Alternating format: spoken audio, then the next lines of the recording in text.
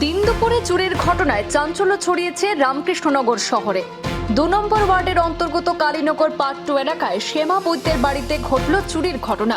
নগদ ১৪ লক্ষ টাকা সহ সোনার গয়না উধাও।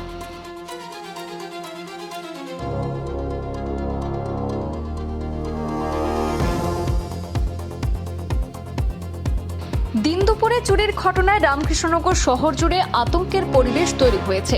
জানা যায়, শ্যামা বৈদ্যের স্ত্রী ঝুমা বৈদ্য তাদের বড় মেয়ের অসুস্থতার কারণে ওষুধ আনতে বাজারে গিয়েছিলেন।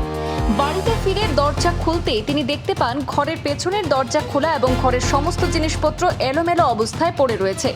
পরিস্থিতি বুঝে তিনি দেখতে পান আলমারি ভাঙা এবং একটি ব্যাগে রাখা নগদ ১৪ লক্ষ টাকা উধাও, আর সেই সঙ্গে সোনার গহনাও সেখানে নেই। অভিযোগ, বাড়িতে কেউ না থাকার সুযোগেই চোরের দল ঘরে ঢুকে সমস্ত কিছু নিয়ে পালিয়ে যায়।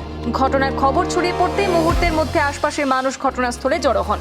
সঙ্গে সঙ্গে রামকৃষ্ণনগর থানায়ও খবর দেওয়া হয়। পুলিশ ঘটনাস্থলে পৌঁছে পরিদর্শন করে এবং পুরো ঘটনার তদন্ত শুরু করে। এদিকে ভুক্তভোগী পরিবারের পক্ষ থেকে প্রশাসনের কাছে আবেদন জানানো হয়েছে, এই ঘটনার সঙ্গে জড়িতদের দ্রুত চিহ্নিত করে গ্রেপ্তার করা হোক এবং হারিয়ে যাওয়া টাকা ও গহনা উদ্ধার করা হোক।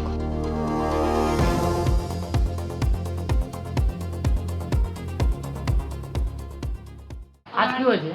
আমার নাম ঝুমা বৈদ্য, আমার হাজবেন্ডের নাম সমাপদ বৈদ্য। আমার মেয়ে অসুস্থ ছিল, তাই আমি মেডিসিন আনতে গিয়েছিলাম বাজারে 4:30 ভোরে 5টার সময়। তখন আমি গেট তালা মারিয়ে গিয়েছিলাম, ঘরে দরজা জানালা সব লক করে গিয়েছিলাম। তারপরে আমরা সন্ধ্যার আগে এসেছি বাতি দেওয়ার জন্য তাড়াতাড়ি করে। আইয়া দেখি আমরা সব ঠিকঠাক আছে। পিছন দিকে আমরা দরজা, রান্নাঘরের দরজা ভেঙে আমাদের ঘরে ডাকাত ঢুকে আমার সোনা গয়না সব নিয়ে চলে গেছে। আর আমার প্রীতম মার টাকা বেচার টাকা ছিল 14 লাখ, ওইটাও সব লুটপাট করে নিয়ে গেছে। ওখানে আমি মাকে খেয়ে গেছে বাসে।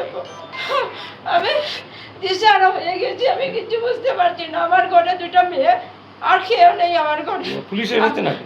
আমার হাজবেন্ড বাইরে থাকে, পুলিশকে ফোন করে এনেছে, পুলিশ সব দেখেছে গেছে। এখন জানি না ওরা কি করবে। আমি প্রশাসনের কাছে দাবি চাই, আমার জিনিসগুলো যেন, আমার বৃদ্ধ মার টাকাটা যেন আমি